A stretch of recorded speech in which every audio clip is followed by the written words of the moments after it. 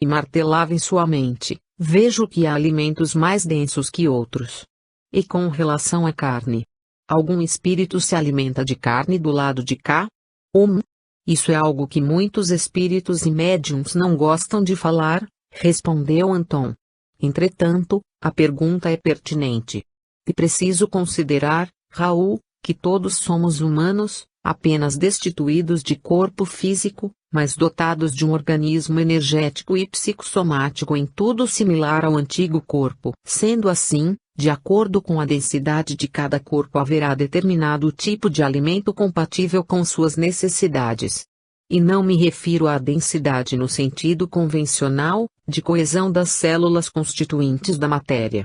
Quando falamos de alimento extrafísico, entra em cena outro fator importante, que são as lembranças e preferências armazenadas na memória espiritual.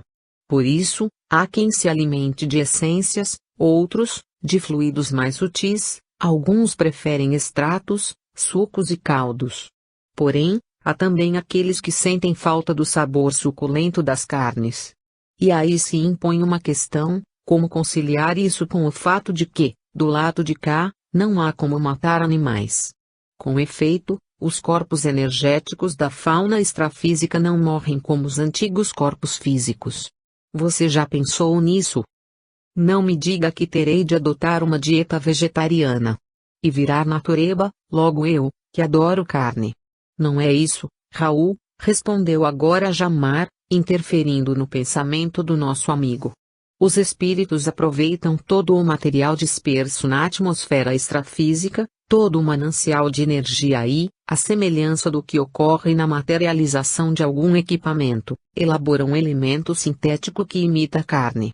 Ou, mais propriamente, simula a sensação provocada por ela em quem a consome, já que é uma ideoplastia. Diga-se de passagem, mesmo sem acrescentar caldos para apurar o sabor, o resultado é bastante parecido. Na verdade, é de paladar bem mais rico do que as duplicatas de que se dispõe na Terra. Evidentemente, tudo dispensando matanças e derramamento de sangue. Ufa! Graças a Deus! Assim eu terei um belo filé ao desencarnar. Todos demos gostosas gargalhadas. Em seguida, nosso amigo desdobrado soltou mais um comentário irreverente. E, já que o mundo extrafísico é original e o mundo material, a cópia, fico sonhando com o filé legítimo, do lado de cá. Se na Terra hoje já é bom, nem imagino como será a original. Não se preocupe, Raul. Temos como atender às diversas necessidades dos seres de nossa dimensão. Só não sei se você virá para cá quando desencarnar. Como assim, não virei? Bem, pelas suas observações, parece-me que sua vibração está mais para o abismo do que para esta dimensão. Dizem por aí que seu elevador funciona apenas em um sentido, para baixo. Rimo-nos de novo, diante da expressão de Raul. Nossa alegria era contagiante.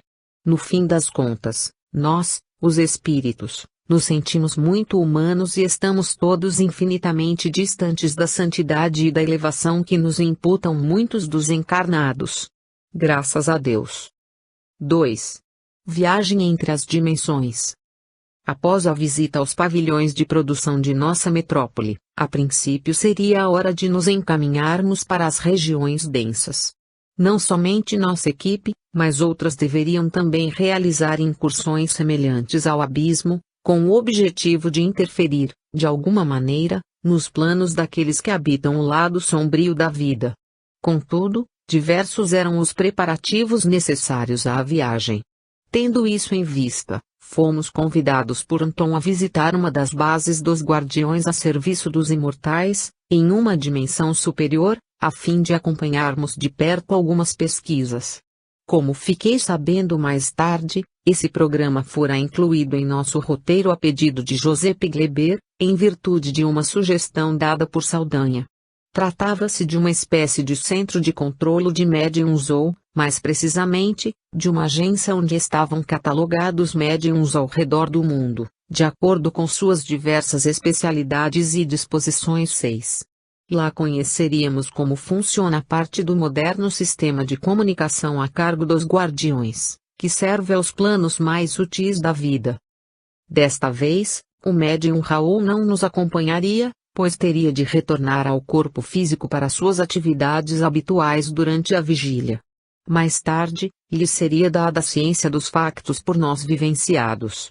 Na região astral para onde rumamos estão os registros oficiais de sensitivos, médiums e paranormais, em que poderíamos nos basear para recrutar mensageiros, conforme as exigências do trabalho. Além de oferecerem energia animalizada, indispensável em tantos momentos, são bastante adequadas diversas habilidades desenvolvidas por alguns deles para desempenhar atividades em nosso plano. Por outro lado, Saldanha, o amigo que nos acompanha, insistiu com os representantes da vida maior para arregimentar determinados servidores da dimensão física que estava familiarizado. Segundo ele, tais pessoas, uma vez desdobradas, constituiriam apoio seguro nas tarefas que tínhamos pela frente. A despeito de sua opinião, que era contrária à de Saldanha, o benfeitor José Pigleber pediu-nos apenas para entrar em contato com o Centro de Apoio dos Guardiões antes de decidirmos a respeito de quem convocar. Segundo instruiu, deveríamos estudar, juntamente com os representantes da instância superior dos Guardiões, Jamar e Anton, as habilidades dos sensitivos candidatos a nos auxiliar. Diante das opções, teríamos liberdade para tomar a decisão que melhor nos conviesse.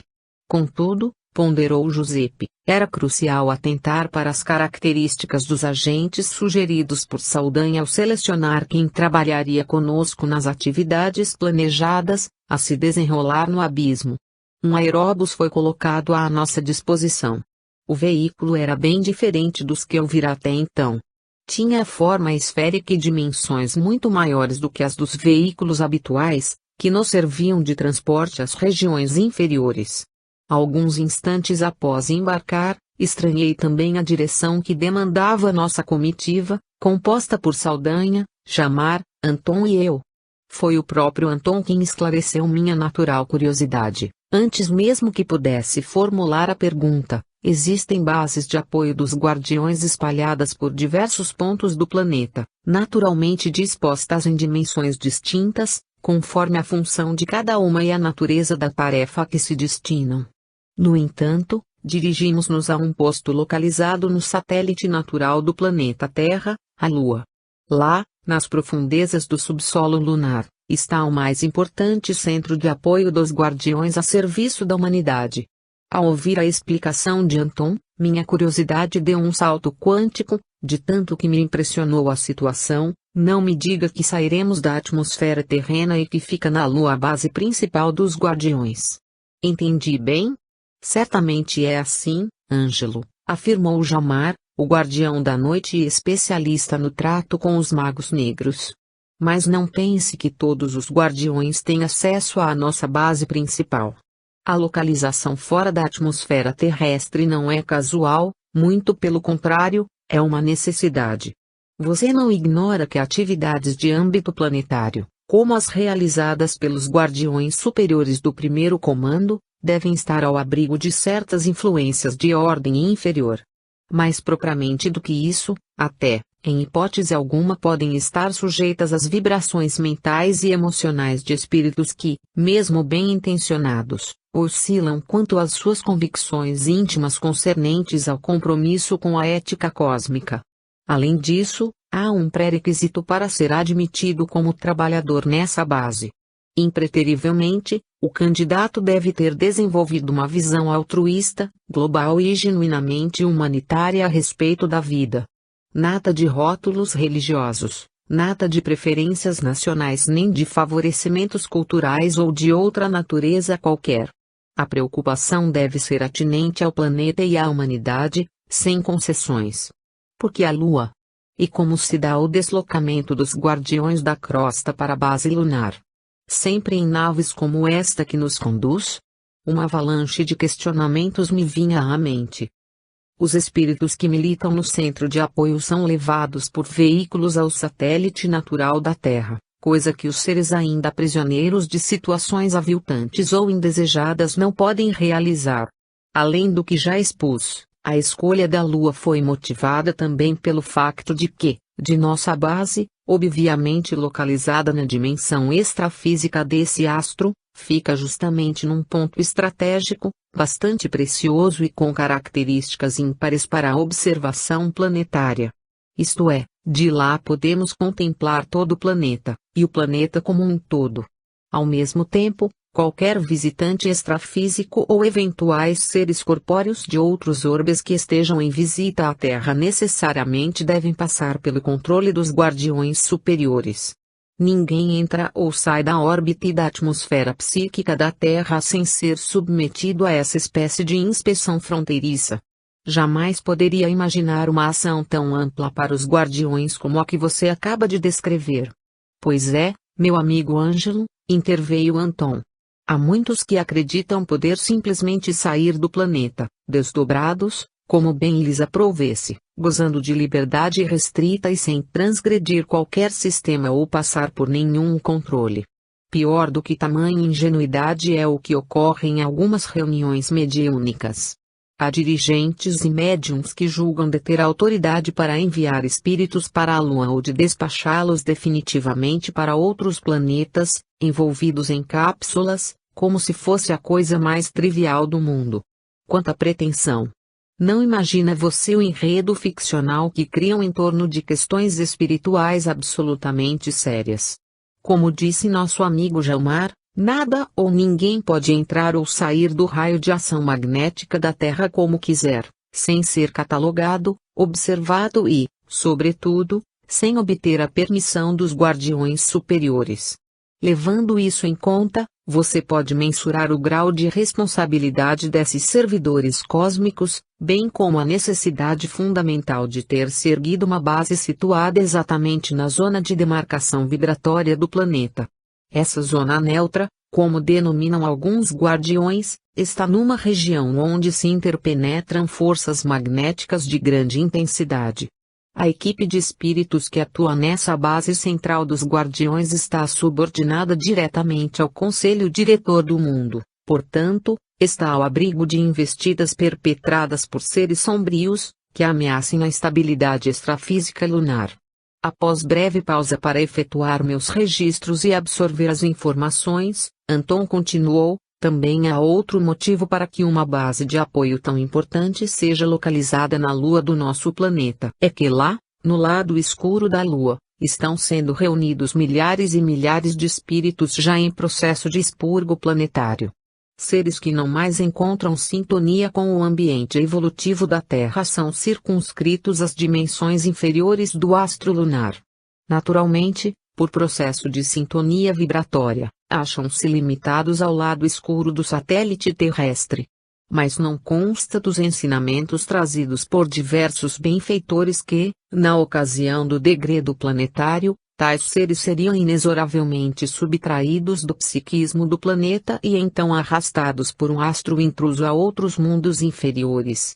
Tirando certa dose de euforia que alguns sensitivos emprestam ao facto, podemos dizer que a ideia procede, respondeu Anton. Entretanto, é tolo pensar que um evento de tal monta ocorrerá de forma simplista. À medida que as respectivas inteligências extrafísicas obtenham suas últimas oportunidades no planeta e as desperdicem, devem submeter-se à averiguação de seu status vibratório, se assim podemos dizer. Enquanto o referido astro não se aproxima da Terra o suficiente para atrair os milhares de seres que já vivenciam o processo de expurgo, estes devem ficar circunscritos a um lugar no qual lhes seja vedado influenciar as questões sociais, políticas e espirituais do planeta. Dessa maneira, recebemos a incumbência do governo oculto do mundo de reuni-nos no lado escuro da Lua. Lá, ficam prisioneiros do campo gravitacional lunar até que sejam definitivamente banidos do ambiente psíquico da Terra. Sem contar o trabalho que os guardiões têm com essas inteligências, observou Jamar. Mesmo prisioneiros da gravidade da Lua, eles continuam dando todo esse trabalho. Você nem imagina, Ângelo. O que Jamar quer dizer é que tais espíritos não estão simplesmente confinados, como habitualmente se vê nos cárceres terrenos. Os guardiões planetários têm a incumbência de catalogar a história de vida desses seres, arquivar sua identidade energética em nossos registros e esclarecê-los quanto ao seu destino, que muitos ignoram. Considerando a população numerosa desses espíritos aliado ao quadro energético nada harmonioso que apresentam, é natural que o trabalho seja profundamente complexo e desafiador para os guardiões planetários. Daqui também se coordenam as reurbanizações extrafísicas operadas nos ambientes próximos à crosta, informou Jamar. Observe o exemplo da Segunda Guerra Mundial, Ângelo. A partir de 1940 e principalmente após a assinatura dos tratados que encerraram as batalhas, o governo oculto do mundo encomendou um mapeamento da psicosfera do planeta Terra, devido à necessidade de redistribuição e reencarnação do grande contingente populacional afetado pelo conflito. Mas não só ele, por causa da magnitude do evento e suas consequências, os novos planos deveriam considerar os habitantes da esfera extrafísica como um todo. Logo no início dessa operação, realizada pelos guardiões planetários em sintonia com espíritos mais evoluídos, ficou patente que o continente europeu deveria ser o primeiro alvo do trabalho de reurbanização extrafísica, por razões óbvias. Foi exatamente em sua contraparte astral que ocorreram as atividades inaugurais desse intenso ciclo global de reurbanização e migração dos habitantes da dimensão astral. Inicialmente visaram-se os seres enquistados nos bolsões astrais de sofrimento e nos espaços dimensionais destinados à contenção de indivíduos que perpetraram crimes contra a humanidade. Apesar de você ter dito que os motivos são óbvios, além das guerras mundiais recentes, algo mais atuou como fator para que as atividades começassem pela Europa? Primeiramente, junto com suas imediações, é o continente mais antigo, se considerar a civilização nos moldes do que se conhece hoje em dia. Em segundo lugar, reúnem-se ali os seres mais cristalizados mentalmente, devido às largas experiências vividas em seu passado espiritual, no seio de povos antigos. São espíritos mais experientes, porém fossilizados na maneira de pensar e agir. Além disso, possuem razoável nível de responsabilidade, em virtude desse mesmo passado milenar, nos quais representaram papéis mais ou menos importantes nas civilizações que desembocaram na Europa atual. Como ocorreram essas tais reurbanizações extrafísicas, como vocês as chamam? Entendo o conceito geral, mas me faltam detalhes para aprofundar a compreensão. Durante mais de 35 anos consecutivos, os espíritos orientadores da evolução no continente estabeleceram parcerias com humanos encarnados que, em desdobramento, durante o sono físico, colaboraram para a consecução dos planos do mundo superior. Imensas áreas do plano extrafísico foram remodeladas e reformadas mesmo, a fim de serem mais bem aproveitadas. Trata-se de reurbanizar, isto é, aprimorar as condições oferecidas pelo local, de modo análogo aos projetos dessa natureza que são vistos atualmente no plano físico, principalmente nas zonas de deterioração e nos bolsões de miséria das grandes cidades. O objetivo era construir locais que pudessem abrigar espíritos cujas mentes cristalizaram-se numa forma arcaica e retrógrada de ver a vida.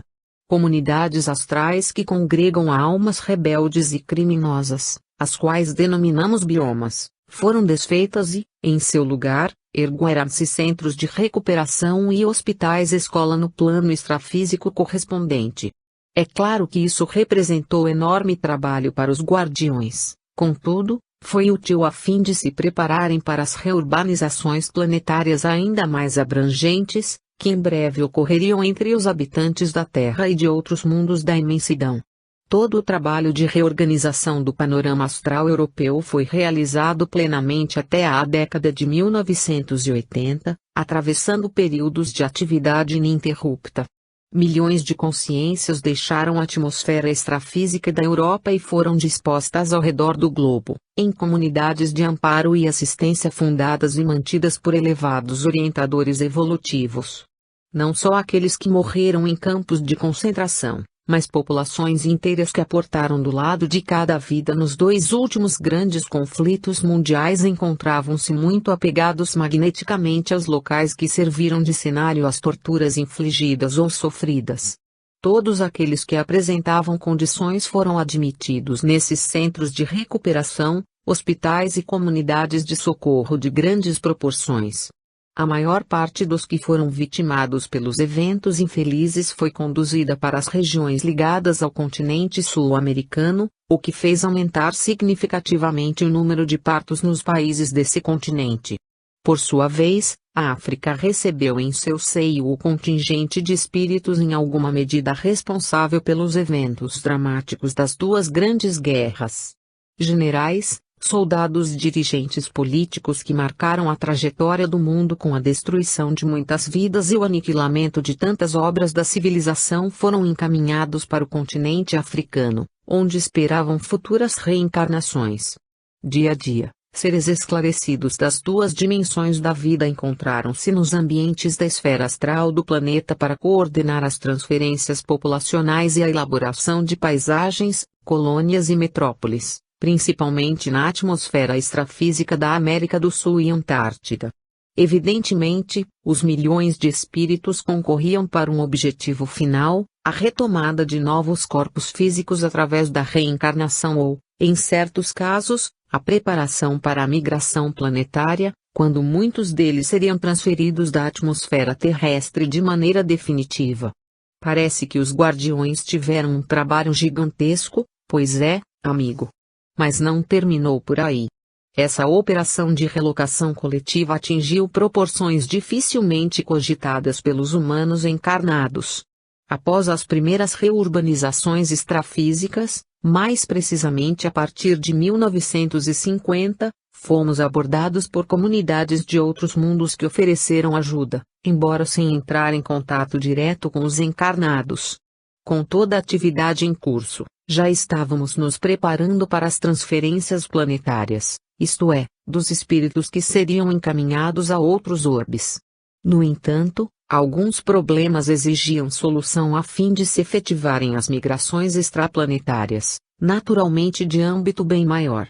Teríamos de estudar cada caso, dar assistência às multidões de seres que seriam alocados em outros mundos e conduzi-los de modo que não se ocasionasse prejuízo aos conteúdos evolutivos acumulados em seus corpos mentais.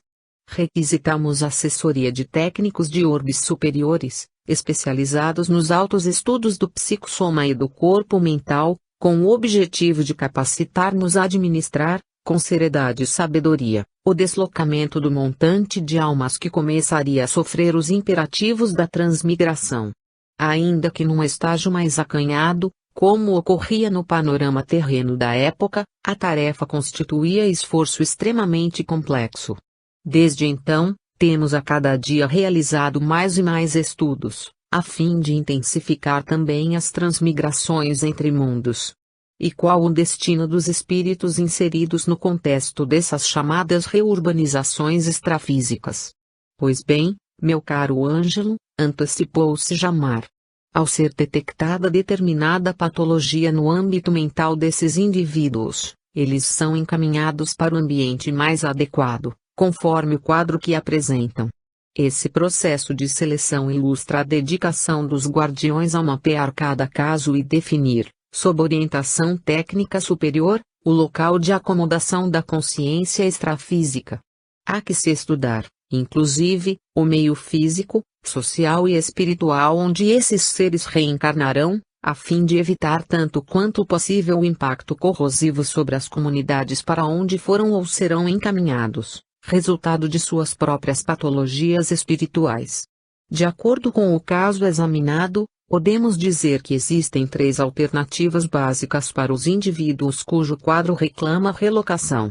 Primeiramente, há a situação talvez mais comum, em que o renascimento de algumas consciências é a providência imediata, seguido pela reencarnação progressiva de um grupo kármico de indivíduos, todos vinculados a alguma nação que reúna as condições ideais para recebê-los, segundo a avaliação dos orientadores evolutivos. Outro destino provável para esses seres reurbanizados são comunidades do próprio plano astral, que detêm responsabilidades, perante a justiça divina, de manter um tratamento à altura da necessidade dos seres ali congregados. Em terceiro lugar, como solução mais radical, ao renascimento compulsório em algum outro planeta. Essa opção demanda estudo particularizado, com vistas a evitar perturbações no mundo para onde se conduz o referido espírito, bem como a fim de prevenir maiores desconfortos ou desequilíbrios no próprio ser que sofre os ditames da transmigração. Não se pode esquecer que toda consciência que passa pelo exílio planetário está num estágio severo de crise da personalidade e da individualidade e que, ao ser transferida e inserida num novo contexto evolutivo, precisa ser amparada e auxiliada nas questões mentais, psicológicas e sociais. Afinal de contas, não haverá proveito a menos que se integre de novo ao panorama social. Essa abrangente tarefa é realizada pelos guardiões planetários a partir de nossa base aqui, no satélite natural do planeta Terra. Pensando nos elementos que Jamar e Anton ofereceram para apreciação a respeito das atividades incessantes levadas a efeito nos bastidores da vida, uma dúvida me provocou para a próxima pergunta ao Guardião da Noite. Diante do aumento exponencial do número de espíritos renascendo na Terra a partir de determinado momento histórico, principalmente na segunda metade do século XX, poderíamos pensar em algumas consequências sociais para a população encarnada, ao receber através da reencarnação um contingente tão grande de almas. Sem dúvida, Ângelo. Com o planejamento das reurbanizações espirituais na crosta através do processo reencarnatório, a população encarnada deu um salto em termos numéricos. A partir da década de 1950, os umbrais assistiram a um esvaziamento, num crescente fluxo reencarnatório. O ambiente astral despejou sua população de almas nas entranhas do planeta, de maneira que, com 2,5 bilhões de almas reencarnadas até então, a população aumentou significativamente, pulando para aproximadamente 6 bilhões de habitantes no final do século.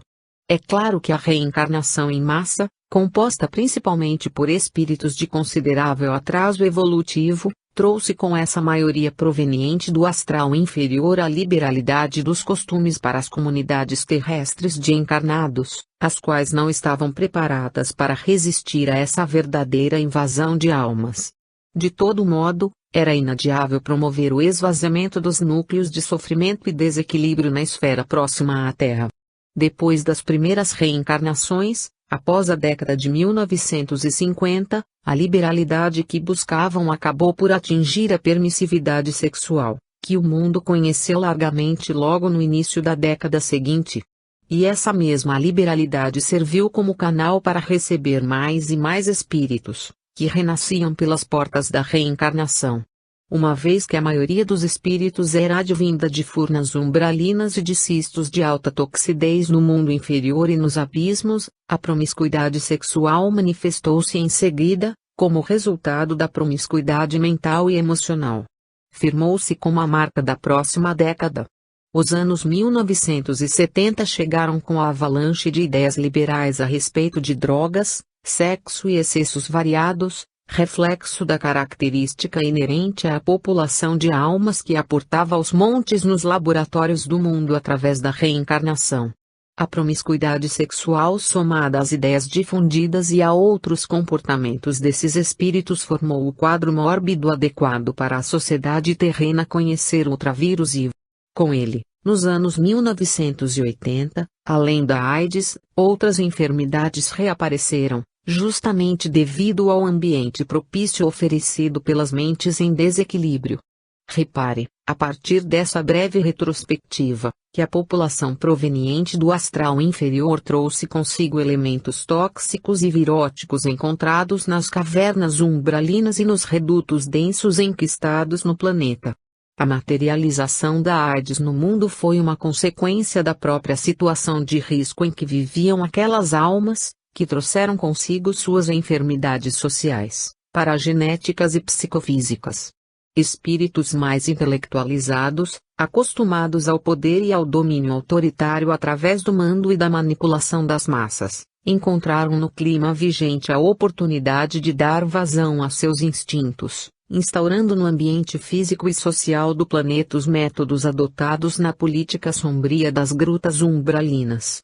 Ressurgiam nesse momento os regimes ditatoriais, que ofereceram ao mundo uma pálida ideia da truculência com que se governa e se faz política nas regiões subcrustais, de onde vieram seus expoentes reencarnados.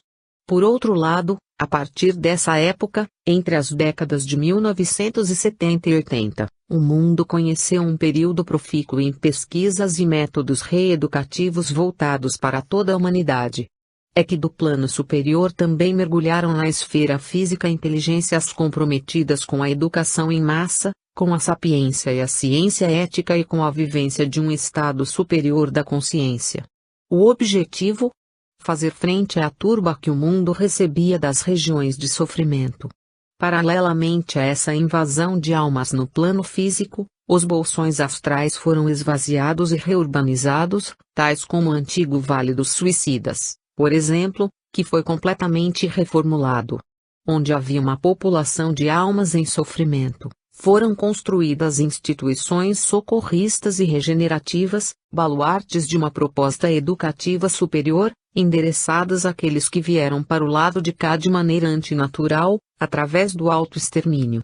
Hoje, em vez dos vales de sofrimento, encontramos hospitais e escola dedicados a trabalhar os conteúdos traumáticos de seres desorganizados consciencialmente. Todo esse trabalho de reurbanização extrafísica, com impacto direto sobre a dimensão física, deu-se sob a supervisão dos guardiões e foi patrocinado pelo governo oculto do mundo. Ao fazer minhas anotações, aproveitando pequena pausa, ocorreu-me que muitos leitores encarnados certamente se espantariam ao saber a que ponto os acontecimentos históricos são consequência do que se processa nos bastidores da vida. Passados alguns instantes para nos dar condição de digerir tamanha quantidade de informação, o amigo continuou: eis porque nossa base principal deve necessariamente localizar-se num ambiente diferente e, ao mesmo tempo, distante vibratoriamente de lugares onde os seres do abismo pudessem interferir, disse Anton. Também podemos observar que a localização estratégica da Lua é excelente para a reunião de futuros degradados. Digo futuros degradados porque, afinal, ainda estão de certo modo vinculados à Terra, embora não possam mais reencarnar nem agir nos limites vibratórios do planeta. Para esses espíritos, a atmosfera lunar e a posição geográfica desse astro situado nos limites de influência do nosso mundo formam a estação perfeita para aguardar a transição definitiva, que se operará em breve. Quando a Terra estiver sob a influência do corpo celeste que será o meio de transporte de milhões de seres exilados, a Lua será, em virtude de sua localização, mais facilmente incluída no raio de ação magnética do astro intruso. A Lua também é um lugar favorável ao trabalho dos guardiões quando este se dá num nível cósmico, em aspectos tão importantes e complexos como o que acabamos de mostrar, acrescentou Jamar. Livres da influência prejudicial de seres presos ao campo astral da Terra, podemos realizar nosso trabalho com certa tranquilidade. Você nem imagina o grau de complexidade envolvido na tarefa de lidar com seres que já experimentaram todas as oportunidades que o planeta oferece e esgotaram as chances de mudar. Ouvindo aquela explanação, não podia furtar-me ao comentário. Diante de tudo que vocês relatam sobre o trabalho dos guardiões ao enfrentar os seres em processo de degredo, posso concluir que não há veracidade nas informações difundidas por certos médiuns e dirigentes de reuniões mediúnicas. Afirmam enviar espíritos para outros mundos por meio de impulsos magnéticos ou mesmo remetê-los para o interior da Terra a bordo de cápsulas, aplicando sua força mental, como eu disse antes, observou Anton. Muita gente mistura ficção com realidade. Ao lidar com as questões espirituais, não se podem ignorar determinados factos que dizem respeito aos habitantes do planeta Terra. Primeiro, é preciso observar que em tudo existe uma ordem, uma organização que de maneira alguma poderá ser desrespeitada. Os médiuns, quer estejam encarnados ou desencarnados, não receberam as incumbências mencionadas por você, Ângelo, nem tampouco detêm o poder que alguns julgam possuir. Jamais poderão administrar prerrogativas ou responsabilidades para as quais não foram instruídos, treinados e experimentados. Muitos acreditam que basta estalar os dedos e fazer uma contagem progressiva ou regressiva para, de repente, derrogarem todos os procedimentos e despacharem seres em viagens intergalácticas ou entre mundos. Ignoram a ordem e o equilíbrio de forças que impera no universo. Aos médiums foram concedidas outras atribuições bem diferentes. Vejo como falta, em muitos agrupamentos mediúnicos, o bom senso que tanto caracterizava Allan Kardec, até mesmo entre seus seguidores, os espíritas. É verdade, amigo, concordou Jamar. Falta mesmo bom senso e uma boa dose de razão. Há diversos agrupamentos mediúnicos envolvidos com ideias que, em sua origem, são mesmo sérias. Entretanto, sem identidade espiritual definida, são infelizmente manipulados por pessoas que, embora possam ter boa vontade, querem fazer algo diferente de maior destaque que os demais, e assim se perdem. Vamos dar sequência a nosso raciocínio anterior, Ângelo, quanto ao espaçamento sideral, tornou Anton. Para que qualquer inteligência extrafísica seja deportada ou expulsa do ambiente espiritual terreno, há que se levar em conta a organização a que estão sujeitos todos os habitantes do mundo. Será que a inteligência suprema confiaria a qualquer indivíduo ou pequeno agrupamento tamanha responsabilidade? Será mesmo que a autoridade para decidir sobre o destino cósmico alheio pode ser algo tão casual? Quando se relatam acontecimentos como o que você apontou, isto é, de seres que são excluídos ou confinados em cápsulas e, de qualquer modo, enviados para outros mundos ou para o interior do globo ao cabo de uma reunião mediúnica, pode-se afirmar, seguramente, trata-se de uma encenação, fruto da mais pura ignorância. Aqueles que pensam realizar uma tarefa intrincada como essa e de tão graves implicações em apenas alguns minutos ignoram que a maior parte do trabalho de desobsessão se passa no plano extrafísico, e não no intervalo de uma reunião mediúnica.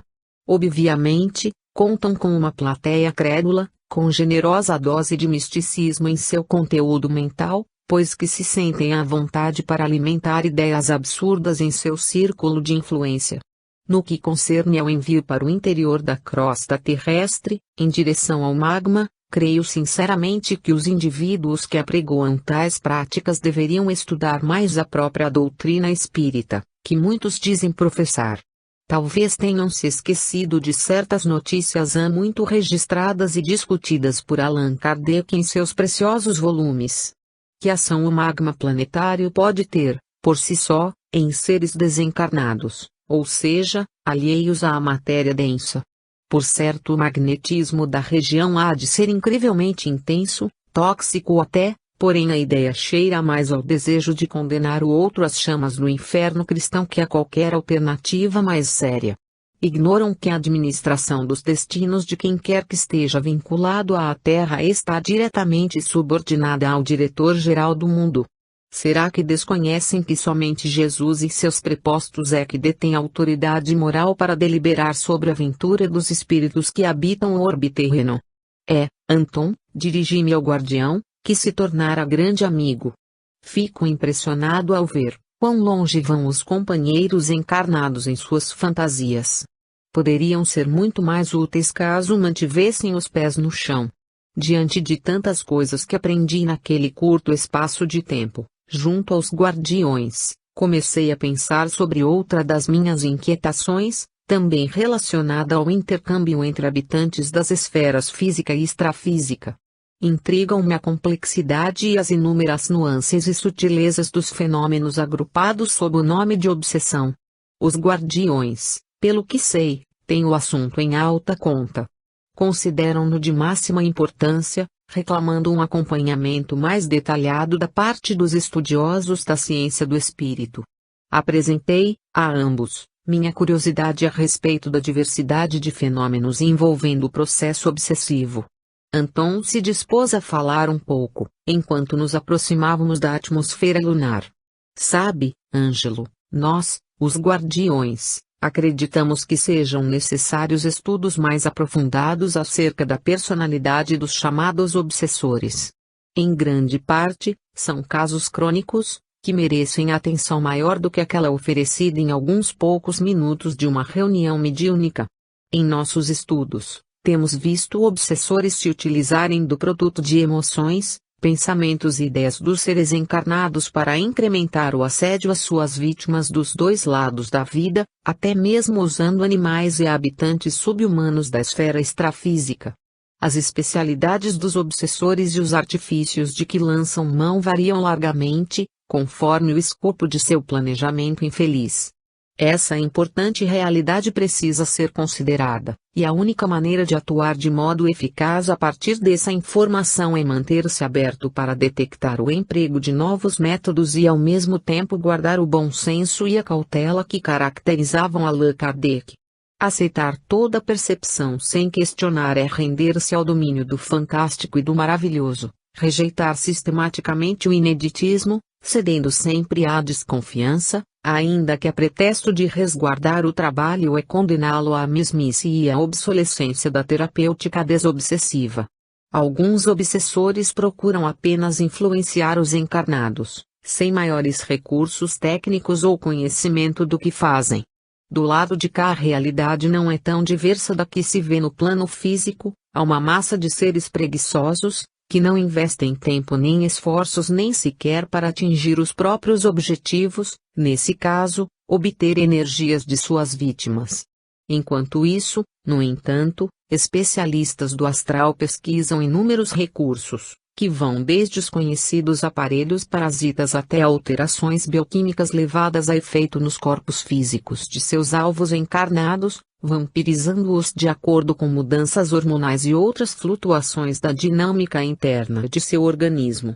Procuram elementos que lhes possam suprir as deficiências inerentes à sua condição espiritual e, para tanto, sentem-se à vontade para fazer experimentos no universo de seres desprovidos de qualquer preocupação com a preservação e a segurança íntimas, ou seja, que não oferecem barreira à sua ação criminosa. Ainda no campo fisiológico, adulteram, por exemplo, a produção de adrenalina, endorfinas e outras substâncias para fabricar venenos desenvolvidos em seus laboratórios sombrios. Outros exploram o medo, o pavor e outros traços delicados do psiquismo enfermiço de humanos encarnados. Há verdadeiras escolas de psicologia no mundo inferior, que oferecem carreiras atraentes a um sem número de indivíduos desavisados, ignorantes da causa hedionda na qual militam, cegos que estão devido às pretensões que alimentam. O orgulho é arma indispensável na economia das sombras, e seus legítimos representantes sabem manipulá-lo com mestria, acrescentou Jamar. Há também especialistas das trevas que aproveitam encontros de grupos com reles intenções, prosseguiu Anton. Orgias, gangues e determinados clubes são alvos propícios para se fixarem e extraírem as emanações tóxicas dos que ali se reúnem.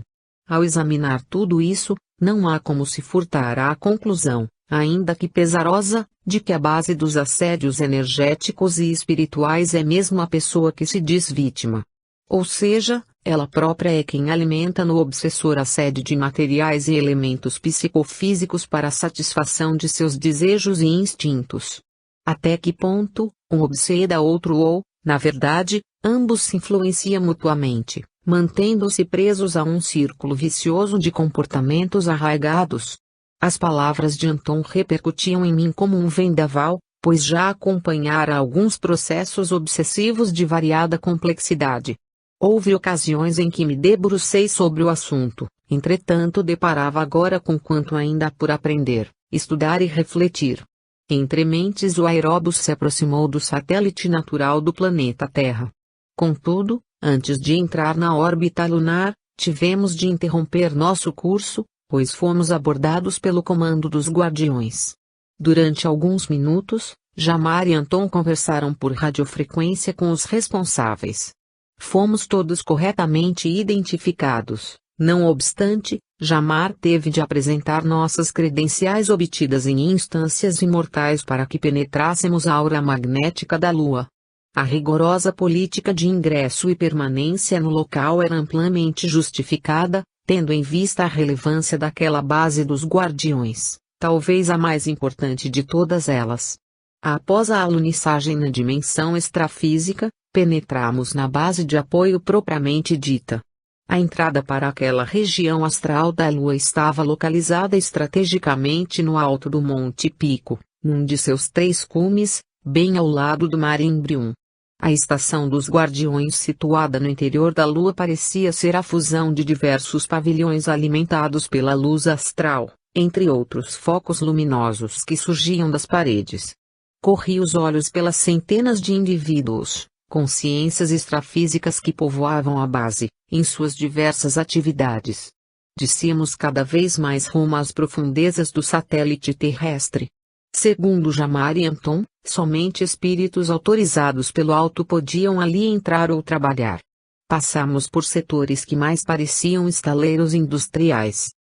Fiquei sabendo que ali se construíam diversos aparelhos da tecnologia sideral, utilizados pelos seres imortais em vários setores da vida extrafísica, porém todos invariavelmente ligados à segurança e aos guardiões. Jamar e Anton iam à frente, levando-nos a passar nas imediações de determinadas alas onde havia algo semelhante a escritórios. O objetivo que nos trazia até a base dos guardiões, principalmente no tocante à consulta dos registros dos sensitivos, relacionava-se com a ação de inteligências perversas que dominavam as regiões inferiores do planeta Terra. Esse centro de controlo superior era também conhecido como Ministério de Defesa Planetário. Absorvido em minhas reflexões a respeito das razões que levavam os espíritos inferiores a investidas contra a humanidade, fiquei a me indagar quais os propósitos de dragões, magos negros e cientistas ao agir de modo contrário à ética cósmica. Indiscutivelmente, dispunham de tecnologia avançadíssima e de conhecimento científico extraordinário, se comparados aos recursos difundidos entre os habitantes encarnados do mundo. Em muitos aspectos, surpreendiam os trabalhadores espíritas e espiritualistas com suas criações mentais e seus engenhos tecnológicos. Entretanto, o produto de seu trabalho não denotava nenhuma superioridade espiritual. Muito pelo contrário. Esse problema me incomodava bastante, pois ainda não podia compreender, em toda a sua extensão, a motivação das inteligências sombrias. Encontrava-me realmente absorto em meus pensamentos, e, provavelmente, Anton e Jamar me observavam, assim como Saldanha, que se mantivera calado até então. Toda a organização e as instalações altamente sofisticadas que me eram reveladas naquela base me levavam a tentar estabelecer um paralelo entre aquele aparato a serviço dos guardiões e a existência de espíritos voltados ao combate declarado às obras da civilização, ao progresso, à evolução, em suma. De resto, não havia como deixar de nutrir gratidão pelo que via e profunda estima pelas inteligências especializadas no trato com seres estacionados consciencialmente. Despertei de meu transe mental e de minhas divagações quando adentramos a central de registros propriamente dita. As instalações que armazenavam informações a respeito dos mensageiros encarnados, sensitivos e paranormais eram gigantescas, disso o salão à nossa frente já dava mostras. Penetrávamos num ambiente de formato circular. Junto às paredes estavam equipamentos que armazenavam dados antiquíssimos, que remontavam a um passado longínquo, segundo pude perceber. Registravam-se informações acerca daqueles que despertavam para atividades psíquicas, como um relatório completo das experiências em vidas pregressas, além de habilidades e tendências pessoais. A consola de controle estava ancorado no centro do salão circular, num patamar acima em relação aos demais instrumentos. Adiante ficava um portal que conduzia a dependências similares, onde se guardavam dados preciosos para a segurança planetária. Do salão anexo partia um vasto e largo corredor, que dava acesso a instalações mais e mais modernas. Incontáveis informações eram armazenadas, uma a uma, nesse cadastro extrafísico de grandes proporções. Jamar requisitou as informações das quais precisávamos, auxiliado por Saldanha, que listava os nomes dos indivíduos que nos interessava pesquisar. O repertório sobre os sensitivos era metodicamente enfileirado em um material que se assemelhava a cristal multifacetado. As memórias estavam ali, incorporadas a essa estrutura cristalina. Havia registro dos acontecimentos relevantes envolvendo cada uma das pessoas indicadas por Saldanha, bem como estatísticas interpretadas graficamente, tudo nos mínimos detalhes. Entre tantas outras avaliações, constavam características e perfil emocional, tempo de serviço prestado ao plano superior, reações esperadas em situação de risco ou em tempos de crise, eventual abandono ou deserção de atividades assumidas, além de um histórico completo do nível de responsabilidade ao administrar as oportunidades concedidas, da conduta perante situações adversas, dos atos marcantes nas dimensões física e extrafísica e, finalmente, um mapa das conexões pretéritas ou atuais com inteligências sombrias. Em síntese, um universo de informações cuja utilidade era inquestionável, tendo em vista as tarefas que nos haviam sido designadas. Saldanha ficou surpreso, pois não esperava tantas minúcias a respeito dos médiuns que indicara. Anton nos apresentou Simval, o ser extrafísico que coordenava aquele setor de registro. Está aqui o resultado de sua pesquisa, falou Simval com voz trovejante. Inseriu o material cristalino numa estrutura à nossa frente e, imediatamente, a imagem de uma pessoa se elevou, também translúcida, como uma projeção holográfica. No ambiente ressoou uma voz, que parecia emanar do ar, característica emocional, falava a voz. Reage a diversas situações da vida com visível sentimentalismo. Absorve as emoções dos outros e somatiza energias com extrema facilidade. Diante do sofrimento alheio, entrega-se por completo a sentimentos de comiseração e é capaz de sofrer com aquele que requer auxílio. Faculdades mediúnicas notáveis, religiosidade muito ativa, dificilmente expressa as próprias emoções e traz imensos conflitos existenciais. Entrega-se à atividade mediúnica completamente, mas foge aos próprios sentimentos, afogando-os no trabalho a que se dedica. Saldanha olhou para Anton como que pedindo apoio, estarrecido diante da avaliação de uma das médiuns que ele solicitara como auxiliar. Anton, estimulado pelo olhar do companheiro Saldanha, abraçou-o gentilmente e pronunciou: ainda não acabou o relatório, meu amigo. Veja por si mesmo porque os imortais discordavam de você quanto à indicação dos nomes que examinamos. Creio que conheciam de antemão as características de cada um deles. A voz continuava a descrever a médium a respeito da qual consultávamos os registros siderais. Junto com o relato, cenas da vida da pessoa ganhavam movimento e se passavam diante de nós como figuras perfeitamente vivas, em 3 dimensões, como na esfera física. Desistência das tarefas concedidas, falava a voz gravada na substância cristalina, anunciando o tópico seguinte. Antiprovações intensas, enfermidades na família, perdas e dificuldades de subsistência apresentou hiatos na tarefa mediúnica. Hábito de justificar-se diante da interrupção das tarefas. Dificuldade em retomar o trabalho.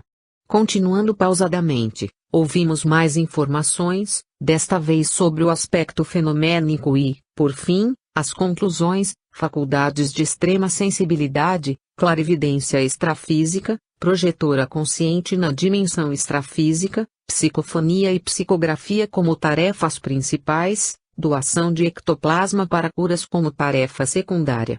Grau de confiabilidade para atividades de cunho assistencial, médio. Grau de confiabilidade para o serviço de esclarecimento, baixo. Grau de confiabilidade para trabalhos que exijam disciplina mental, empatia, atitude consciente e voluntária, 0 ou nulo. Saldanha ficou nitidamente abatido diante dos relatos da ficha astral da médium que escolhera. Nesse momento, Jamar interferiu, enquanto Anton dava apoio moral ao nosso companheiro. Saldanha, note que nossa companheira, que é médium de faculdades excelentes, é uma trabalhadora e tanto, competente para atividades socorristas. Sua emotividade, se bem administrada, pode ser um traço favorável ao auxiliar seres extrafísicos em sofrimento. Em nossas atividades, no entanto, não haverá assistencialismo extrafísico, nossa ação não será de consolo. Precisamos de indivíduos seguros, resolutos, tarimbados no serviço, que apresentem perfil ativo e obstinado. Médiuns mais reativos ou passivos não servem para a tarefa que nos espera, ainda que tenham potencialidades extraordinárias, emocionalmente costumam ser tão ou mais necessitados do que aqueles que julgam amparar. E o caso analisado aqui, geralmente apresenta um nível exacerbado de religiosidade, trazem frases do Evangelho ou de algum livro espírita na ponta da língua e buscam respostas de natureza religiosa para todas as situações da vida. Possuem grande boa vontade e agem de boa fé. Com certeza. Interrompeu Anton neste momento. E podem até ser trabalhadores eficientes para tarefas de consolo, mas definitivamente não se prestam à ação direta junto aos habitantes das sombras, em meio à intricada estrutura das regiões inferiores. Precisamos contar com colaboradores que, acima de tudo, raciocinem, sem se deixar embriagar com o sentimentalismo e o emocionalismo. Não queremos a atitude caricata daquele que adota tom de voz mansinho em determinados círculos, pronunciando termos como coitadinho, irmãozinho e quaisquer outros, recheados de grande dose de emoção. No fundo, esse comportamento reflete mais aparência do que essência, pois não há como ser manso todo o tempo, nos diversos papéis sociais que cabem a cada um. Na maior parte das vezes, quem age assim esconde-se atrás da religião para fugir de si mesmo e evitar o autoenfrentamento. As tarefas que realizamos no plano inferior do planeta requerem pessoas atuantes, com iniciativa, capazes de tomar decisões certeiras perante situações incomuns, sem recorrer constantemente aos espíritos para orientá-las. Em uma palavra, precisamos de agentes e não de reagentes passivos. Ao abordar seres como os que encontraremos, é crucial ter em mente que não se trata de simples obsessores, tampouco sofredores, no sentido que se empresta ao termo. Lidamos com marginais e delinquentes, com seres conscientes de sua maldade e que praticam crimes hediondos contra a humanidade porque assim o deliberaram, conscientemente. Portanto, é necessário razão aliada à emoção, mas esta sempre subordinada à razão. Após as explicações, escutadas atentamente, Simval retirou o objeto cristalino do equipamento à nossa frente e substituiu por outro.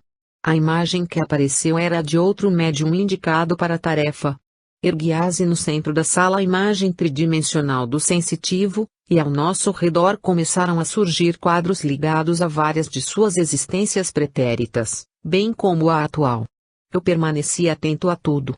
Transcorridos alguns minutos de silêncio, novamente uma voz originada na atmosfera tênue do ambiente onde nos encontrávamos anunciou mais informações.